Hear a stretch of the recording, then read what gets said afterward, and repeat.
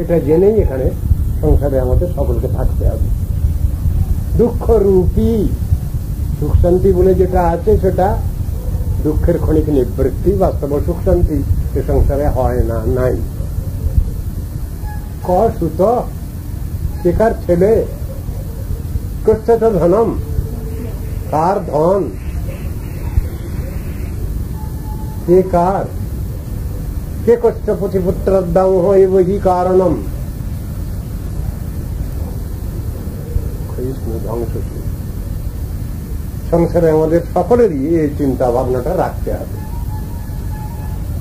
স্নেহবান জলতে নিশম, স্নেহ মমতা আছে এখানে, কিন্তু জলাতে অনিশম, সব সময় এখানে জ্বালা যন্ত্রণা দুঃখ কষ্ট বিপদ আপদ সবসময় লেগেই আছে, এবং এইগুলো দিয়েই এই সংসারটা তৈরি করা হয়েছে, যা ভাগবতে বর্ণনা আছে।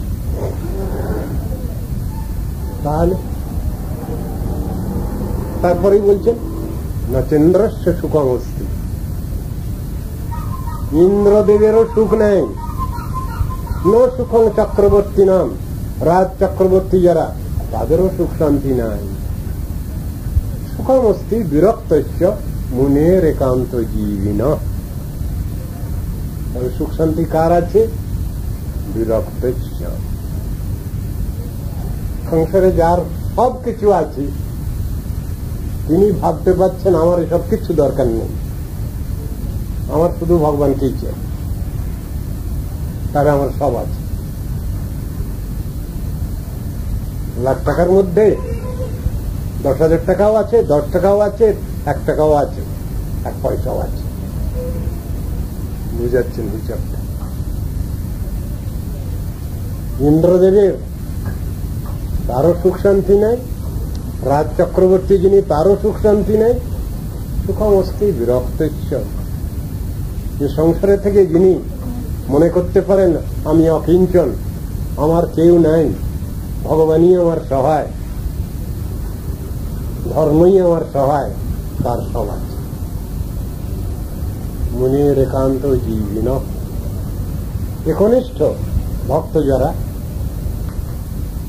তারাই সেখানে জয়ী, তাদের মানসিক শান্তি আছে। তারপরে বলছেন মুঞ্চাজ্ঞানম, অজ্ঞান পরিত্যাগ করুন আপনারা। প্রজারূপম, প্রজারূপম মানে সন্তান সন্ততি বর্গ নিয়ে যে সংসার। আবার এই কথাটা যদি তত্ত্বাশ্রমীদের লক্ষ্য করা হয় তাহলে শিষ্য প্রশিষ্যগণ ইত্যাদি এই কথাটা আসবে। প্রজারূপম মোহত নরকে গতি, মায়ামোহ থেকেই নরকে গতি হয়। নিপতিষ্যতি দেহোয়ম, এই যে শরীর, পঞ্চভৌতিক শরীর, ক্ষিতি অপ্তেজ মরুদ্ভম আকাশ বাতাস আগুন জল মাটি দিয়ে তৈরি, ধ্বংসশীল, ক্ষয়িষ্ণু, বেশি দিন টিকবে না, টেকে না। নিপতিষ্যতি দেহোয়ম উদ্যবাব্দ শতান্তে বা মৃত্যুর বৈ প্রাণীনাং ধ্রুবম। আজীবা 1 বর্ষে অবশ্য মরণ, নিশ্চিন্ত না থাকো ভাই, যত শীঘ্র পারো ভজ শ্রীকৃষ্ণ চরণ, জীবনের ঠিক নাই। কথাটা বুঝাচ্ছেন? জাতস্য হি ধ্রুব মৃত্যুর ধ্রুবং জন্ম মৃত্যুস্য চ তস্মাদ অপরিহার্যতে নত্তং সুচি তুমহরসি। গীতায় বলছেন ওই একই কথা। নিপতিষ্যতি দেহোয়ম সর্বং তত্ত্বা বনং ব্রজ। এসব ছেড়ে ছেড়ে দিয়ে বনে যাও। তুমি এর অর্থ কি? তবে সব ছেড়ে ছেড়ে দিয়ে বনে যাবে, তাহলে শহরে কেউ বাস করবে না। সব ছেড়ে ছেড়ে দিয়ে আমাদের সকলকে বনেই যেতে হবে। বনে যাওয়া মানে কি? শাস্ত্রে যে কথাগুলো আছে তার তো আবার তাত্ত্বিক ব্যাখ্যাও আছে। সর্বং তত্ত্বা বনং ব্রজ, তাহলে সব লোকগুলো বনবাসী হয়ে যাবে, সংসারে কেউ থাকবে না? কথাটা তা নয়। বনবাসের প্রতি যে অনাসক্তি, সেই অনাসক্তি ভাব তুমি রাখো সংসারে থেকেই, এটাও ব্যাখ্যা। বনংব্রজ মানে তাই, অনাসক্ত ভাব নিয়ে তুমি চলো। এ কথা তো শাস্ত্রের সব জায়গায় বোঝানো আছে। সংসারে আমরা বাস করছি, পান্থশালায় বাস করছো বলে মনে করো, ভাগবত বহু জায়গায় লেখা আছে। পান্থশালায় গিয়ে, ধর্মশালায় গিয়ে একদিন দুদিন তিন দিনের বেশি থাকা যায় না, তারপরে স্পেশাল পারমিশন লাগে। তোমরা সবসময় মনে করো যারা সংসারে আছো, আমরা পান্থশালায় বাস করছি, ধর্মশালায় বাস করছি। ট্রেন ধরতে গিয়ে স্টেশনে যতক্ষণ পর্যন্ত থাকার দরকার হয় ততটুকু সময় আছে। এই কথাগুলো বুঝাচ্ছেন তো। আর এই উপদেশটা তো সকলেরই জন্যে, গৃহস্থদের জন্য, বানপ্রস্থ সন্ন্যাসীদের জন্য, ব্রহ্মচারীদের জন্য, সকলের জন্য একই উপদেশ বলছেন। পান্থশালায় বাস করছে তুমি মনে করো। আর সর্বং তক্ত্বা বনংব্রজ মানে হচ্ছে ওই বনবাসী যে অনীহা, যে অনাসক্তি, সেই জিনিসটা তুমি অভ্যাস করো। দেহস্থি মাংস রুধিরে ভীমতিং তজত্তম, দেহে অস্থি মাংস রুধির ইত্যাদি এই চিন্তাটাকে ছাড়ো। তোমরা যারা বসে আছো এখানে, তোমাদের ভিতরে, সকলের ভিতরে এই চিন্তা ভাবনাগুলো আছে। তোমরা সকলেই আত্মীয় সবাইকে করতে পারছো না। জগতের সমস্ত লোকটা, প্রতি জীবাত্মাই আমার আত্মীয়, এটা তোমরা ভাবতে পারছো না। কিন্তু তোমার রক্তের সঙ্গে যাদের যাদের সম্পর্ক, তোমরা তাদেরই আত্মীয় বলে বলতে চাচ্ছ। এটা বিচার ঠিক নয়। কথাটা তো তাই। আমরা আত্মীয় কাদের বলি? আত্মার সঙ্গে সম্পর্কযুক্ত যারা, তারাই হলেন আমার আত্মীয়। কিন্তু কার্যক্ষেত্রে তা করি না আমরা। আমার রক্তের সঙ্গে সম্পর্ক যাদের যাদের সঙ্গে আছে, ব্লাড কানেকশন, তাদেরই আমি আত্মীয় বলে ভাবি। উল্টো বিচার এটা। যদি আত্মার সম্পর্কে হয় তাহলে তো শাস্ত্র সেখানে, গীতা ভাগবত সেখানে বলছেন বসুধৈব কুটুম্বকম আয়ং নিজ পরবেতি গণনা লঘু চেতসাম। এই আমার নিজ, এই আমার পর, এই আমার আত্মীয়, ও আমার পর, এই যে ভাবটা, লঘুচিত্ত ব্যক্তির বিচার। উদার চরিতানাং তু বসুধৈব কুটুম্বকম। যারা উদার চিত্ত ব্যক্তি, যারা মহানুভব ব্যক্তি, যারা বদান্য ব্যক্তি, তারা তো সমস্ত পৃথিবীর সবাইকেই আত্মীয়, কুটুম্ব বলে মনে করছে। এবং সেই দৃষ্টি তাদের, সে ভাব তো রাখতে পারছি না। সেই জিনিসটাই ওখানে ব্যাখ্যা করছে। দেহস্থি মাংস রুধিরে মতিং তজত্তম জায়া সুতা দিশু সদা মমতাং বিমঞ্চ। সকলকে সমান এসে দেখো, সাম্যবাদ রাখো, সমদর্শী হও। পশ্য অনিশম পশ্যানিসং জগদিদং ক্ষণভঙ্গ নিষ্ঠ। এই জগৎ ক্ষয়িষ্ণু, ধ্বংসশীল, এটা জেনে রাখুন। চিরদিন এখানে থাকতে পারবো না আমরা, পার্মানেন্ট সেটেলমেন্ট এখানে চলবে না, এই কথাই বলছেন। বৈরাগ্য রাগ রসিক, বৈরাগ্যযুক্ত হও তুমি। সংসারে থেকেই সে অভ্যাস করতে হবে। ওই যে চ্যারিটি বিগিনস অ্যাট হোম, এখান থেকেই অভ্যাস করতে হবে। বৈরাগ্য রাগ রসিক ভবভক্তি নিষ্ঠ। বৈরাগ্য যেটা হবে সেটা শ্মশান বৈরাগ্য নয়।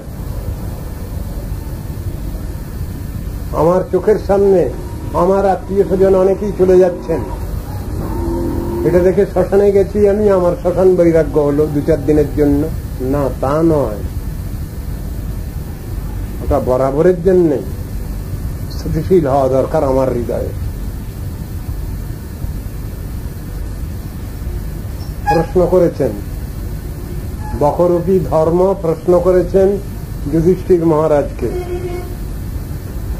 তার ভিতরে এরকম একটা ঘটনা আছে। জগতে আশ্চর্য কি? আমরা বর্তমান বাজারে অনেক কিছু দেখছি, আমরা অনেক আশ্চর্যের কথা বলে ফেলবো। পৃথিবীর সপ্ত আশ্চর্য আছে, আবার এখন আজকাল অ্যাটমস মলিকিউলস থিওরিতে সব অনেক কিছু বেরিয়েছে, এগুলো বলতে পারি আমরা। কিন্তু ও কথা শুনতে চাননি।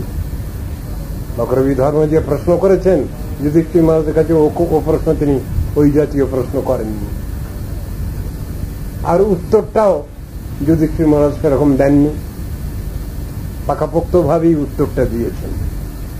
জগতের সব থেকে আশ্চর্য কি, তার উত্তর দিচ্ছেন, অহন্যহনি ভূতানি গচ্ছন্তি যম মন্দিরম। প্রতি মুহূর্তে মুহূর্তে কত লোক মারা যাচ্ছে, তার হিসাব কিতাব কে রাখছে? অহন্যহনি ভূতানি গচ্ছন্তি যম মন্দিরম সে শাস্ত্রত্বম ইচ্ছন্তি। আমার চোখের সামনে আমার বহু আত্মীয় স্বজন সব চলে যাচ্ছেন আমার চোখের সামনে, কিন্তু এ দেখেও তো আমার বিশ্বাস তো নাই, প্রত্যয় নাই যে আমাকেও যেতে হবে, আমিও চলে যাব। আমি যতদিন এখানে বেঁচে থাকি ততদিন সদ্ভাবি আমি চলবো, এখানে আমাকে চলে যেতে হবে, এই চিন্তা ভাবনাটাই নেই আমার। ওই জন্য নীতিশাস্ত্রের কথা একটা এসছে, অজরাম অরবৎ প্রাজ্ঞ বিদ্যাম অর্থঞ্চ চিন্তায়। আমি যখন বিদ্যা অর্জন করব আর যখন অর্থ চিন্তা করব, তখন আমি ভাববো আমি অজর অমর। কিন্তু তাই বলে কি তাকে নাস্তিক হয়ে যেতে হবে? এ কথা তো শাস্ত্রে শিখাননি। ওই ভাবটা রাখলে পরে তোমার ভিতরে দৃঢ়তা আসবে, ধৈর্য আসবে। সেই জন্যই কথাটা বলা হয়েছে, নাস্তিক হয়ে যেতে বলছেন না। আর যখন তুমি ধর্ম চিন্তা করবে, পরমার্থ চিন্তা করবে, তখন কি ভাববে তুমি? গৃহীত ইব কেশু মৃত্যু না ধর্মমাচরণ। যখন তুমি ধর্মাচরণ করবে, তখন তোমার সবসময় ভিতরে এই চিন্তা থাকবে যে আমাকে মৃত্যু সর্বদা কেশাকর্ষণ করছে, কখন কোন মুহূর্তে আমি চলে যাবো তার কিছু ঠিক নেই, নো গ্যারান্টি এট অল। এই তো ব্যাপারটা, তো সেই জিনিসটাই এখানে বুঝাচ্ছেন। পশ্চানিশম জগদিদং ক্ষণভঙ্গনিষ্ঠ বৈরাগ্য রাগ রুচিক ভব ভক্তিনিষ্ঠ। এখানে শব্দটা দেখুন কি লাগানো আছে, কর্মনিষ্ঠ বলা হয়নি, জ্ঞাননিষ্ঠ বলা হয়নি, যোগনিষ্ঠ বলা হয়নি, তপনিষ্ঠ বলা হয়নি, ভব ভক্তিনিষ্ঠ। কেন না? ওইটাই তো আসল জিনিস। ভক্তিকে বাদ দিয়ে তো কোনো পরিচয় নেই কিছু। যত অনুষ্ঠান করি না, জ্ঞান যোগাদি প্রচেষ্টা যত কিছু থাক, ভক্তিকে বাদ দিয়ে তো কিছু হচ্ছে না আমাদের। ভক্তিকে নিয়ে চললেই সবটা ঠিক আছে। ওইটাই আমরা ভুলে যাচ্ছি, তো বিচারে ওইখানে ভুল হয়ে যাচ্ছে আমাদের। মায়েরা এখানে অনেকে বসে আছেন, রান্না বান্না করবার সময় খুব ভালো রান্না করতে পারেন তারা। ভালো একটা বাঁধাকপি নিয়ে এসেছেন বাজার থেকে, ভালো করে ঘন্ট টন্ট করো, আমি টিফিন আওয়ার্সে এসে খাবো। রান্না যিনি করেছেন ভালোই রান্না জানেন তিনি, সমস্ত মশলাপাতি সবই দিয়েছেন। একটা জিনিস ভুল হয়ে গেছে, যার জন্য পরিবেশন করছিলেন যখন, তখন বাবু ওটা খেয়ে বলছেন এটা অখাদ্য হয়েছে। কি জিনিস বাদ গেল? সবজির মধ্যে কোন জিনিসটা বাদ গেছে যাতে সবজিটা অখাদ্য হয়ে গেল? লবণ পড়েনি, নুন পড়েনি, ওইটা ভুল হয়ে গেছে, সুতরাং ওটা অখাদ্য হয়ে গেছে। এই নুনের ভালো শব্দ, শুদ্ধ শব্দ হল লবণ, আর এই লবণ শব্দ থেকে এলো লাবণ্য। বারে লাবণ্য মানে গ্লোরি, বিউটি, লাস্টার, সৌন্দর্য। তাহলে এমনই লবণটা এমনই জিনিস যে সবজিতে ওটা ঠিক মতো না পড়লে সবজির সৌন্দর্য বাড়ে না। শাস্ত্র উদাহরণ দিয়ে বলছেন ভক্তিবৃত্তি হল লাবণ্য। সাধন ভজন ক্ষেত্রেতে কর্মযোগী হন, জ্ঞানযোগী হন, যোগযোগী হন, তপযোগী হন, ভক্তিবৃত্তি হল লাবণ্য।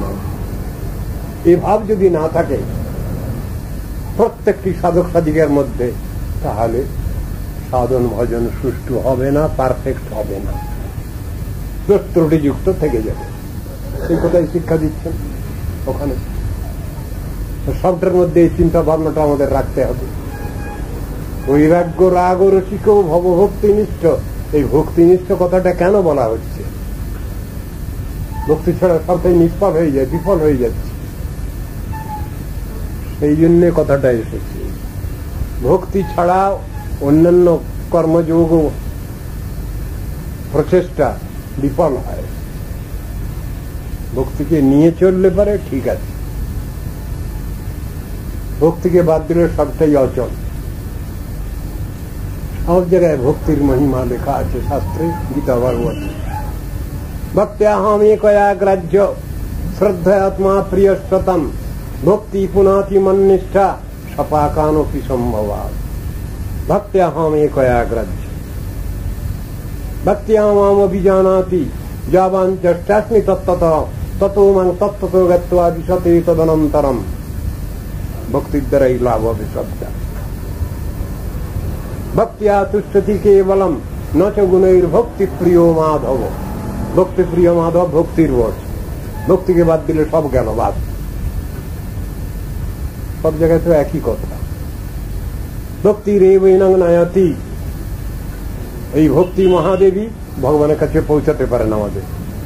ভক্তি রেবৈনং দর্শয়তি, ভক্তি মহাদেবী সেই পরতত্ত্ব ভগবানকে দর্শন করাতে পারেন। এসব কথাগুলো তো রয়েছে, সব শাণ্ডিল্য সূত্রে রয়েছে, নারদীয় ভক্তি সূত্রেতে রয়েছে। ভক্তি ছাড়া তো কিছু হচ্ছে না, শ্রদ্ধা ভক্তি ছাড়া কোনো কাজই হবে না, সবটাই নিষ্ফল হয়ে যায়, বিফল হয়ে যাচ্ছে। এই জিনিসগুলো তো বোঝানো হয়েছে। ভব ভক্তি নিষ্ঠ ধর্মং ভজস্য সততম। ধর্মপথে চলো ভাই, নীতি আদর্শ মেনে চলো। তজ লোক ধর্মান, আমরা লোকধর্মেতে সব বদ্ধ হয়ে গেছি। পাছে লোকে কিছু বলে, এই লোকলজ্জায় আমরা বাস্তব সত্য থেকে ভ্রষ্ট হয়ে যাচ্ছি, সরে যাচ্ছি, ডেভিয়েট করছি। আমাদের ভিতরে ডেভিয়েশন এসে গেছে। আমরা বুঝতে পারছি জিনিসটা ভালো, তাহলেও নিতে পারছি না। লোকলজ্জা, লোকে কি বলবে। আরে লোকে কি বলে ওটা কি হয়ে গেল? যত দুনিয়ার যত লোক আছে অসতী যারা, তারা যদি বলে, সতী সাধ্বী রমণীকে যদি বলে, এই তোরা কপালে সিঁদুরের টিপ দিয়েছিস কেন রে, তোরা নোয়া পড়েছিস কেন, শাখা পড়েছিস কেন, সিঁদুরে সিঁদুর দিয়েছিস কেন, তাহলে তারা কি ওটা বন্ধ করবেন? ওটা ব্যবহার কি বন্ধ করবেন তারা? সধবা বিধবার ডিমার্কেশন তো ওটা, এটার পিছনে তো যুক্তি আছে, তত্ত্ব সিদ্ধান্ত আছে। দুনিয়ার লোক অধিকাংশ লোকই নাস্তিক। তাহলে কি আমাকে নাস্তিকই হতে হবে?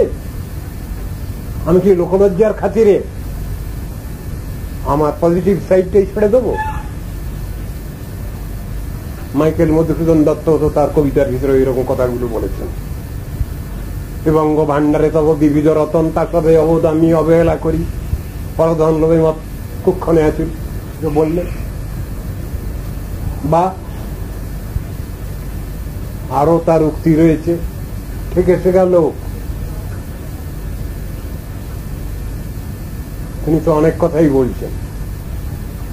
আশার ছলনে ভুলি কি ভল লবিন হায়, তাই ভাবি মনে জীবন প্রবাহ বহি কাল সিন্ধু পানে ধায়। ফেরাব কেমনে দিন দিন আয়ুহীন হিনবল দিন দিন, তবু আশার নেশা ছুটিল নাই কি দায়। রে প্রমত্তমন মম জাগি বীরে কবি, জীবন উদ্যানে তোর যৌবন কুসুম ভাতি কতদিন রবি। এসব কথাগুলো তো তিনি বলে যাচ্ছেন।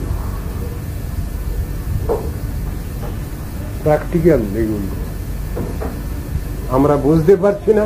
তিনি কষ্ট পেয়ে বুঝে শেষকালে নিজের দোষ ত্রুটি সমস্ত ক্ষমা চাইছেন ভগবানের কাছে। ঠাকুর, ভুল করে ফেলেছি, আমার ভান্ডার ভারতবর্ষ, আমার ভান্ডার, ভক্তির ভান্ডার, শ্রদ্ধার ভান্ডার, আমি সেটাকে অবহেলা করে চলে এসেছি। বিদেশে চলে এসেছি, আমি পরধর্ম গ্রহণ করেছি, ক্রিশ্চিয়ানিটি গ্রহণ করেছি, সনাতন হিন্দুইজমকে বাদ দিয়ে এসে কান্নাকাটি, ওটা তো আগে থেকে চিন্তা করলেই ভালো, এটা তো বুদ্ধিমানের কাজ, সব জায়গায় তো বুঝানো আছে এইভাবেই। মানুষের সংসারে দুই রকম, দেখে শেখা, ঠেকে শেখা। যারা অপরের দুঃখ কষ্ট দেখে যারা নিজেরা সংযত হতে পারছেন, শিক্ষা লাভ করতে পারছেন, তারা অধিকতর বুদ্ধিমান, বুদ্ধিমতী। আর যারা তা পারছেন না, তারা ঘা গুঁতো খেয়ে শিখবেন, তাদের সময় বেশি লাগবে। এটাই তো কথা। ধর্মং ভজস্ব সততম তজ লোক ধর্মান। লোকধর্ম ছাড়ো বাবা, লোকধর্ম নিয়ে চললে তোমার কিচ্ছু হবে না। সেবস্য সাধু পুরুষান, সাধু পুরুষগণের সেবা করো। সাধু কি নাম কোয়াচ্ছে সাধু? ভগবানে যারা চিত্ত সমর্পণ করেছেন, ভগবান ছাড়া যাদের আর কেউ নাই এ সংসারে, এমন ধ্যান জ্ঞান যাদের, পূর্ণ নির্ভরশীল যারা,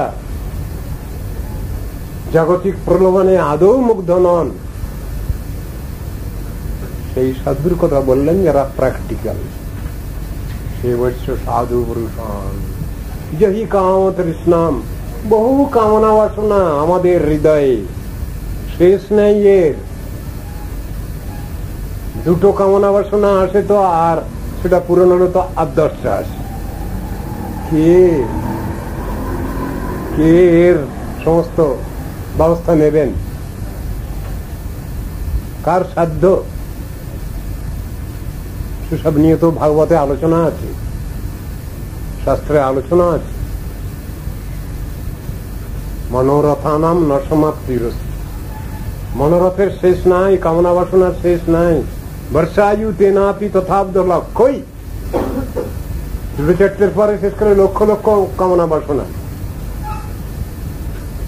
ভয়ঙ্কর ব্যাপার। পূর্ণেষু পূর্ণেষু পুনর্নবানাম উৎপতয়ঃ সন্তি মনোরথানাম। এর শেষ নেই। বাবল বুদবুদ কামনা বাসনা ওই রকম, তো শেষ হয় না। ওয়ান ক্যানট প্লিজ এভরিবডি, কথাটা আছে ইংরেজিতে। আমার শাস্ত্রেতেও এই কথাটা আছে, সেইটাই তো ইংরেজি হয়েছে, সেইটাই তো এখানে বলছেন, ব্যাখ্যা করছেন। যৎ পৃথিব্যাং বৃহিজবং হিরণ্যং পশব স্ত্রিয়। এই পৃথিবীতে যত ধনধান্য আছে, যত রকমের শস্য আছে, সব যদি একটা লোককে দেওয়া হয়, এই পৃথিবীতে যত সোনাদানা আছে সব যদি একটা লোককে দেওয়া হয়, এই পৃথিবীতে যত ভোগ্য সামগ্রী আছে সব যদি একটা লোককে দেওয়া হয়, you can't please him, you can't please her. এই তো কথা। একটা মানুষকে সন্তুষ্ট করা যাবে না, শাস্ত্রের উক্তি, ভগবানের উক্তি। তাহলে আমাদের চেষ্টা তো ওই রকম ধরনের চেষ্টা, সেই জন্যই কথাটা বলছি। সে অবশ্য সাধু পুরুষান যহি কাম তৃষ্ণাম। কামনা বাসনা ছাড়ো। কামনা বাসনা মানে ইতর কামনা বাসনা। তাই বলে আমি ভগবানের সেবা করব, সাধন ভজন করব, ভক্তি লাভ করব, এটা ছাড়তে নিষেধ করেছেন। জাগতিক জড় কামনা বাসনা, ক্ষয়িষ্ণু ধ্বংসশীল কামনা বাসনা নিয়ে তুমি চলো না, বৃথার সময় নষ্ট হবে। পজিটিভ সাইড দেখো, ওগুলো নেগেটিভ সাইড। অন্যস্য দোষ গুণ চিন্তনম আশু মুক্ত। অন্যের দোষ গুণ এটা নিয়ে বিচার করে তুমি সময় নষ্ট করো না। এটা একটা ভীষণ কষ্টকর অবস্থা। যারা শুধু অন্যের দোষ গুণ নিয়েই শুধু সমালোচনা করতে থাকে, তাদের ভালো হয় না, সংসারে তারা শান্তি পায় না। তারাই শান্তি পান যারা নিরপেক্ষ ভাবে নিজের সাধন ভজন নিজে করে যান। এটাই তো শিক্ষা দেওয়া আছে। আগেই হয়েছে এরকম কথা, একটা এসেছে, অন্যস্য দোষ গুণ চিন্তনম আশু মুক্ত।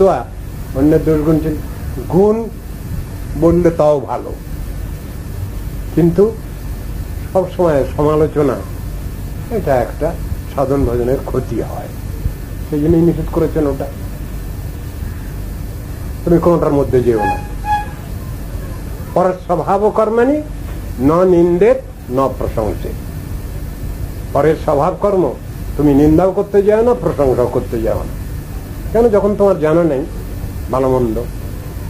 যদি কারো জানা আছে তিনি করুন, তিনি তো সংযমী ব্যক্তি, তার পক্ষে অসুবিধা হবে না।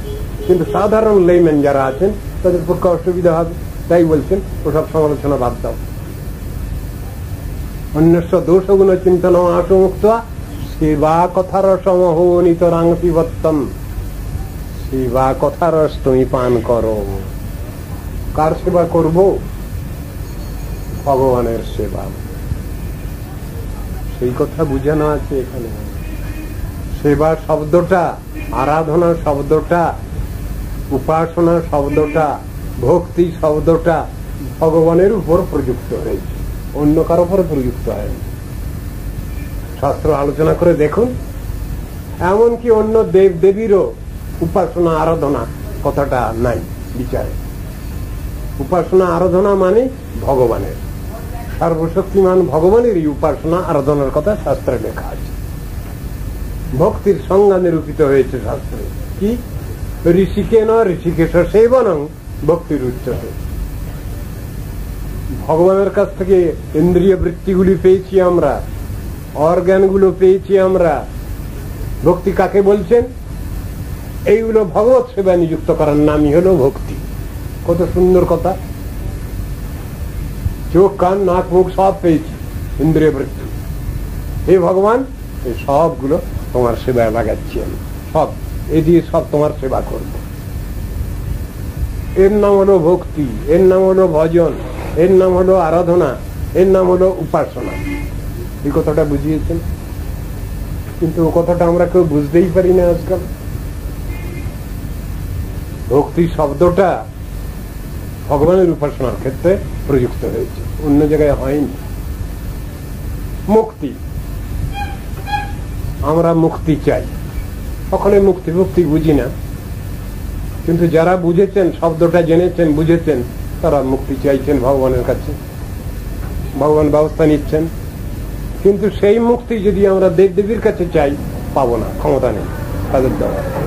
কেন? না, ও পোর্টফোলিও ভগবান ওদের হাতে দপ্তর ছাড়েননি, ও দপ্তর ভগবান নিজের কাছেই রেখেছেন। শাস্ত্রে সেই জন্যই বলা হলো মুক্তি প্রদাতা সর্বেশাম বিষ্ণুর বন সংশয় কৃষ্ণই বন সংশয়। এই কথা বলছেন। তাহলে উল্টো পাল্টা আমরা জানি না জিনিসটা, কার কাছে কি চাইতে হবে, কে কতটুকু দিতে পারেন আমাকে। আমি যদি মুক্তিকামী হই, তাহলে তো আমাকে ভগবানের উপাসনা করতে হচ্ছে, সর্বেশ্বরেশ্বর পরমেশ্বরের উপাসনা করতে হচ্ছে। আধিকারিক দেবদেবীর উপাসনা করলে তো ওটা হবে না। তাদের কাছে পার্থিব জগতের কিছু পেতে পারে, ওই ধনাংদেহী জনাংদেহী দিশজয়ী এই পর্যন্ত হতে পারে, কিন্তু মুক্তিদাতৃত্ব তাদের নাই, ভগবানের আছে। ভগবান সবই দিতে পারেন। তিনি বৈদিক ভক্তি দিতে পারেন, তিনি রাগানুগা রাগাত্মিকা ভক্তি দিতে পারেন, ভাবভক্তি দিতে পারেন, প্রেম ভক্তি দিতে পারেন। সেই প্রেমময় ভগবান। এমন পার্সোনালিটি ভজন করা দরকার যেখানে আমি সবটাই পাবো একত্রে, একই এতে পেয়ে যাব। রেগুলেটেড মার্কেট, বহু জায়গায় তো হয়েছে রেগুলেটেড মার্কেট। শিলিগুড়িতে তো অনেক রেগুলেটেড মার্কেট। আমি সাধারণ বাজারে গিয়ে জিনিস নিতে গেলে ঠকে যাব, ভালো জিনিস নাও পেতে পারি, ভালো জিনিসের নামে আমাকে খারাপ জিনিস দিয়ে ঠকিয়ে দেবে, জিনিসে ঠকিয়ে দেবে, দামে ঠকিয়ে দেবে। রেগুলেটেড মার্কেটে গেলে অনেকটা বিশ্বস্ত। সব জিনিসগুলো তো একটা চিন্তা ভাবনা আছে। ভালো জিনিস পড়ে আছে, কষ্ট করতে হবে, খোঁজাখুঁজি করতে হবে, দৌড়াদৌড়ি করতে হবে, তাহলে পাওয়া যাবে। আর যা পেলাম তাই নিলাম, তাহলে তো আর হলো না কিছু, তাহলে কোনো চেষ্টা থাকলো না। বহু ব্যক্তি আজকাল বলছেন গুরু বৈষ্ণব কোথায় পাওয়া যায়?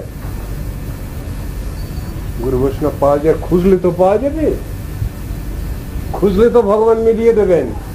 আমার যদি আন্তরিকতা থাকে, আমার যদি নিষ্ঠা থাকে, আমার যদি আকুলতা ব্যাকুলতা থাকে, তবে তো আমি পাবো। আমার চেষ্টাই নেই, আমি পাবো কোথা থেকে? খাঁটি ঘি যদি আমার দরকার হয় যেখানে সেখানে তো আমি পাবো না। ডালডা দিয়ে দেবে রং করে দিয়ে, সেন্ট দিয়ে, বলে এই নাও খাঁটি গাওয়া ঘি নাও, হবে না। খুঁজতে তো হবে আমার খাঁটি জিনিস পাওয়ার জন্য। তার জন্য তো একটা ক্লেশ শিকার আছে, সাধন ভজনে তো ক্লেশ শিকার আছে, কিন্তু ভালো মন্দর বিচারটা তো রাখতে হবে আমাকে, তাহলে তো আমি ঠকে যাই। ভালোটা কি আর খারাপটা কি, কোনটা কত ভালো কোনটা কতটা খারাপ, এ সম্বন্ধে যদি আমার কোনো কংক্রিট আইডিয়া, বাস্তব ধারণা না থাকে, তাহলে আমি জিনিস কি করে খরিদ করব, আমি জিনিস সংগ্রহ করব কি করে? পয়সা না হয় আমার থাকলো, বাইং ক্যাপাসিটি আমার আছে, কিন্তু আমি সংগ্রহ করবো কি করে জিনিসটা, যদি ভালো মন্দ সম্বন্ধে আমার কোনো কংক্রিট আইডিয়া না থাকে? সাধন ভজন ক্ষেত্র তো ওই রকমই আছে। এটাও দেখতে হবে, বাঁচতে হবে, শিখতে হবে, আমাকে জানতে হবে। যদি আমাদের প্রিন্সিপাল গুলো আমাদের মানতে হবে, প্রিন্সিপাল গুলো কি কি শিখতে হবে? আমরা সনাতন ধর্মী, সনাতন ধর্মে কি কি প্রিন্সিপাল গুলো আছে আমাকে মানতে হবে। কি কি প্রিন্সিপাল গুলো মানলে পারে আমি সনাতন ধর্মীর মধ্যে ঠাঁই পেতে পারি, আমাকে শিখতে হবে। বেন আদমের একটা গল্প আপনারা হয়তো পড়েছেন, কবিতা, আমিও তো বাচ্চা বয়সে পড়েছিলাম। খুব পরম ধার্মিক একজন মুসলিম, দেশটা ওইদিকে বাগদাদ ফাগদাদ ওইটার সাইডে। তো কবি নামটা ভুলে গেছি, কোন কবি, কোন পাশ্চাত্য কবি, তার সম্বন্ধে লিখছেন, Ben Adem may his strive increase, awoke one night from a deep dream of peace. ওর রাত্রে একজন ব্যক্তি তার ঘরে প্রবেশ করেছেন। তিনি শুয়ে আছেন, একাই থাকেন, সবসময় ভগবানের নাম করেন, খোদার নাম করেন, খুব নাম করা সাধু, মুসলিম সাধু। বেন আদেম, আবু বেন আদেম নাম। তো উনি ভিতরে ঢুকতে ঘরটা আলো হয়ে গেছে,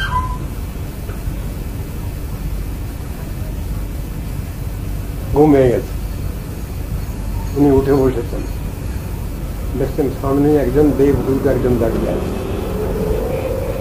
আপনি কে? না, ভগবান আমাকে পাঠিয়েছেন। তারপর ওর হাতে খাতা রয়েছে, খাতাখানা পাতা উল্টাচ্ছেন। আপনি কি দেখছেন ওটা? না, এর ভিতরে আপনার নামটা দেখছি। এটা কি জিনিসটা, কি আপনার কাছে যে খাতাটা রয়েছে? উনি বলছেন যারা ভগবানকে ভালোবাসেন তার লিস্ট, যারা যারা ভগবানকে ভালোবাসেন, খুব বিশেষ ভালোবাসেন, তাদের লিস্ট এটা। ও, কথা উল্টে যাচ্ছেন। তখন উনি বললেন, আচ্ছা ওর ভিতরে আমার নামটা কি থাকতে পারে? অনেকক্ষণ ধরে কথা উল্টে যাচ্ছেন যখন, তখন বেন আদেম জিজ্ঞেস করছেন, সেই দেবদূতকে জিজ্ঞাসা করছেন, বৈকুণ্ঠ দূতকে, ওর ভিতরে আমার নামটা কি থাকতে পারে? সব পাতা টাতা উল্টিয়ে উনি বন্ধ করলেন খাতা। আপনার নাম? আপনি কি ভগবানকে ভালোবাসেন? ভালোবাসতে পারিনি, চেষ্টা করছি। আমার কি নামটা ওর ভিতরে থাকতে পারে? তখন দেবদূত আসলেন। আমি অন্যান্য সব ঘুরে টুরে এসেছি, সকলের শেষ আপনার কাছে এলাম।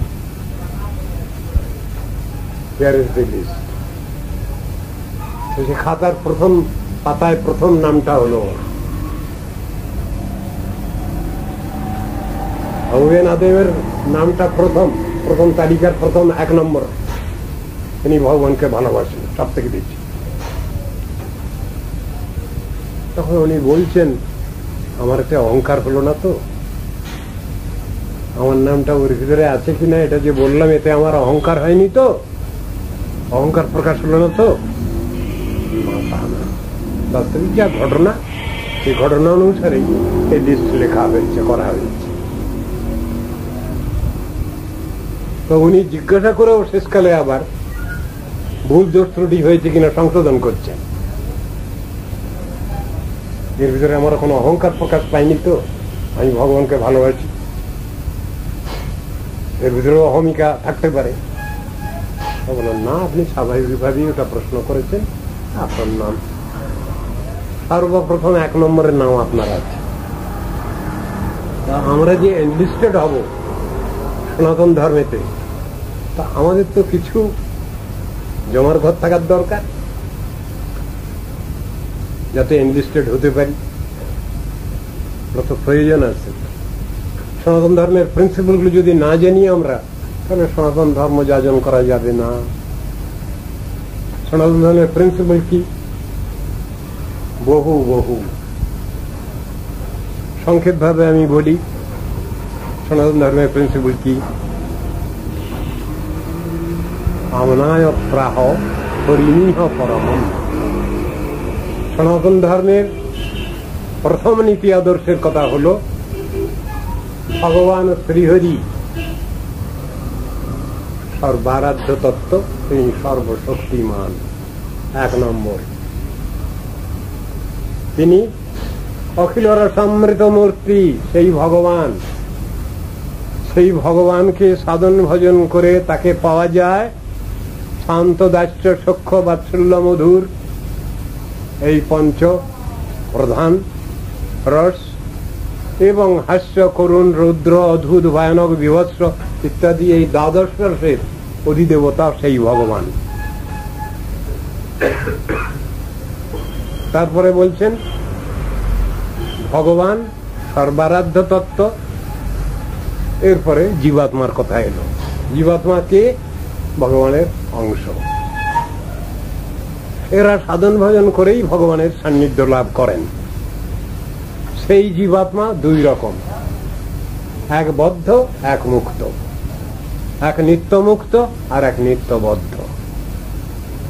তো তারা কি করে ভগবানের কাছে পুনরায় পৌঁছাবে? বদ্ধ যারা, বলছেন সাধন ভজনের দ্বারা। সাধন ভজনের শেষ কথা কি? ভগবত ভক্তি। ভক্তির দ্বারাই সেই প্রেমময় ভগবানকে লাভ করা যায়, অন্য কোনো ভাবে পাওয়া যায় না। সব থেকে চরম আমাদের লভ্য বস্তু কি? ভগবত প্রেম বা প্রীতি। এসব কথাগুলো তো শাস্ত্রে সুন্দরভাবে বুঝানো আছে। বেদে, উপনিষদে, গীতা, ভাগবতে খুব সুন্দরভাবে, রামায়ণ, মহাভারতে খুব সুন্দরভাবে বুঝানো আছে এসব কথাগুলো। কিন্তু এসব বিষয় তো আলোচনা নাই আমাদের। আমরা সেই জেনে রেখেছি আমরা সব মরে গেলে সব স্বর্গে যাব।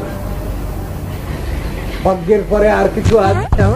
আমরা ভূবলোক হলো আমাদের পিতৃলোক, তারপরে 3rd ডাইমেনশনের স্বর্গলোক, এরপরে মহাজন, তপসত্য, আরো 4টে লোক আছে।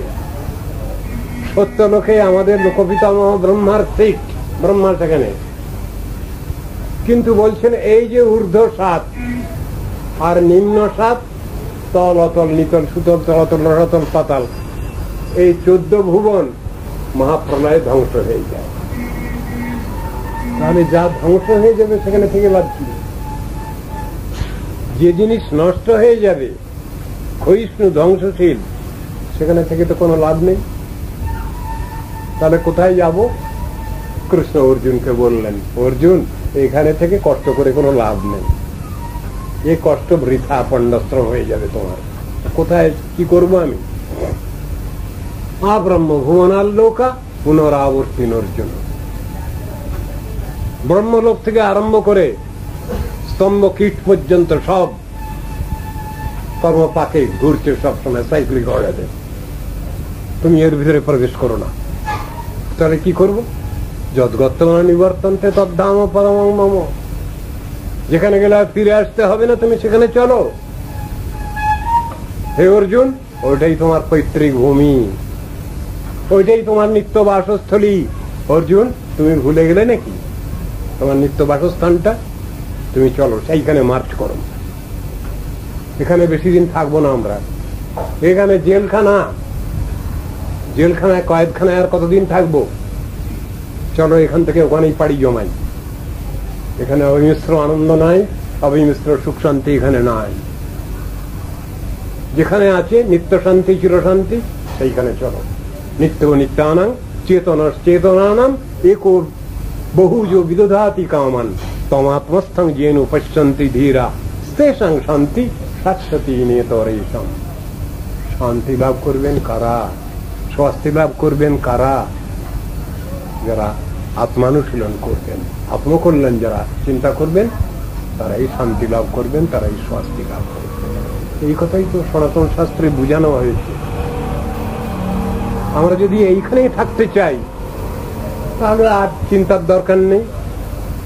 কিন্তু যদি আমরা মুক্তি চাই, যদি আমরা ভক্তি চাই, তাহলে কিন্তু আরো মার্চ করতে হবে। সেটা কোথায়? এই চতুর্দশ ব্রহ্মাণ্ডের পরে বিরজা, যেখানে প্রকৃতির 70তম গুণ যেখানে সাম্যাবস্থা লাভ করেছে, এটা শেষ হয়েছে সেখানে। তারপরে হলো বৈকুণ্ঠ ধাম। যারা ভগবানের ভক্তি বিধান করবেন তাদের বৈকুণ্ঠ ধামে অবস্থিত, এবং বৈকুণ্ঠ ধামের মধ্যেও ঐশ্বর্যপর স্থান এবং মাধুর্যপর স্থান দুটোই আছে। সেটাও সাধন ভজনের অবস্থা অনুসারে সাধক সাধিকা যে অবস্থা নিয়ে যেমন ভাবে তারা যে রসে আরাধনা করবেন, সাধন ভজন করবেন, এই অনুসারে তাদের সেবা প্রাপ্তি, সাক্ষাৎ সেবা প্রাপ্তি। সে কথা তো বোঝানো হয়েছে শাস্ত্রে। সেটা অধিকার অনুসারে যিনি যতটা এ করবেন তার পক্ষে সেরকমই ব্যবস্থা আছে। এই হলো সনাতন ধর্মের কথা, বেদ বেদান্ত উপনিষদের, গীতা ভাগবতের কথা, সাধন ভজনের কথা। এইসবগুলো আমাদের বুঝতে হবে। যদি আমরা সনাতনী, সনাতন হিন্দু যদি আমরা, এসব প্রিন্সিপাল গুলো আমাদের শিখতে হবে, জানতে হবে, বুঝতে হবে। স্বর্গ নরক তো অত্যন্ত এ কথা, কমা কথা।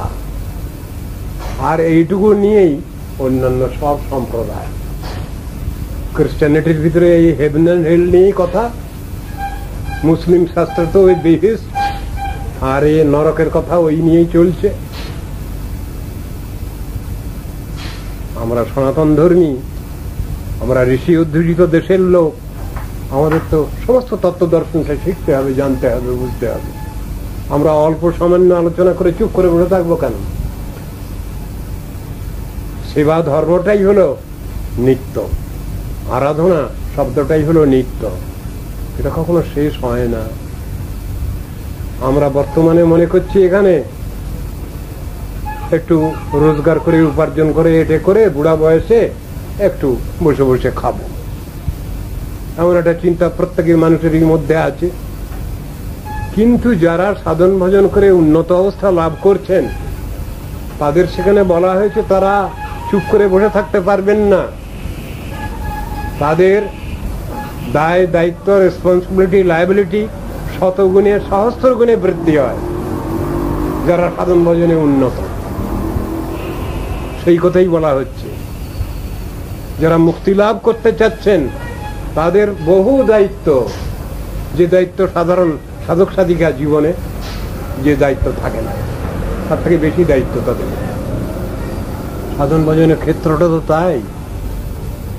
যদি আপনারা মনে করেন যে মুক্তি পেলেই সব হয়ে গেল, তা নয়। মুক্তাবস্থায়ও ভগবানের সেবা সব সময়ই চলছে, এবং ভগবদ আজ্ঞাক্রমে সেই জীবাত্মা আবার এই জগতে এসে জগতের কল্যাণ চিন্তা করেন। জগৎ জীবের বিভিন্ন উপদেশ নির্দেশ দিয়ে তাদের কল্যাণ চিন্তা করেন। ভগবদ আদেশে তারা আসেন। সেখানে কর্মফল ভোগ করবার জন্য তারা এই সংসারে আসেন না। জীব তো দুরকম, বদ্ধ আর মুক্ত। আমরা মুক্তকে বদ্ধ বলবো না, আর বদ্ধকেও মুক্ত বলবো না। কিন্তু বদ্ধ জীব সাধন ভজনের দ্বারা তারা উন্নত গতি লাভ করেন, ভগবত সাক্ষাৎ সেবা লাভ করেন। এসব কথাগুলো শাস্ত্রে লেখা আছে। এইখানে থাক, আজ এই পর্যন্ত থাক। সিন্ধুভ্যৈব চ পতিতানাং পাবনেভ্যো বৈষ্ণবেভ্যো। नमो महावदन्याय कृष्ण प्रेम प्रदायते कृष्णाय कृष्ण चैतन्य नामने गौरतिचे नमः। वैराग्य विद्या निज भक्ति योग शिक्षार्थमेक पुरुष पुराण श्री कृष्ण चैतन्य। नमो ब्रह्मण्य देवाय गो ब्राह्मण हिताय च जगद्धिताय कृष्णाय गोविंदाय नमो नमः। तप्त कंचन गौरंगी राधे वृंदावनेश्वरी वृषभानुसुते देवी प्रणमामि हरिप्रिये। वृंदायै तुलसीदेव्यै प्रियायै केशवस्य च कृष्ण भक्तिप्रदे देवी सत्यवत्यै नमो नमः। नारायणं नमस्कृत्य नरं चैव नरोत्तमं देवीं सरस्वतीं व्यासं ततो जयमुदीरये।